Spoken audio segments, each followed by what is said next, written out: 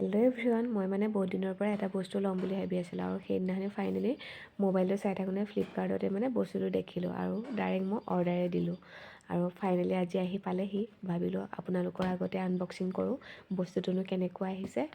সকলোৱে নিজৰ ঘৰখন পৰিপাটিটো হৈ থকাটো বিচাৰে নহয় জানো? ময়ো বিচাৰোঁ তেনেকৈ ঘৰখন পৰিপাটি হৈ থকাটো।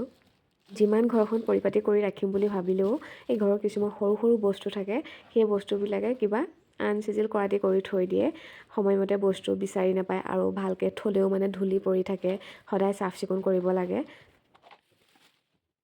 আৰু বস্তুবোৰ মানে সৰু বস্তুবোৰ বিচাৰি পাবলৈও মানে যিটো সময়ত মানে প্ৰয়োজন হয় বস্তুটো সেইটো সময়ত আপুনি বিচাৰি নাপায়।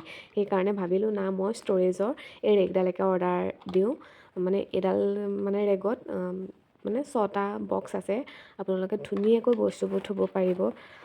ঘৰৰ চাবিয়ে হওক, বাইকৰ চাবি, গাড়ীৰ চাবি, যি মন যায় আপোনালোকে থ'ব পাৰিব। আৰু বক্সকেইটাহঁতো বহুত ধুনীয়া ধুনীয়া, মানে বহুত ডাঙৰ হয় আৰু বিভিন্ন কালাৰৰ পাব আপোনালোকে।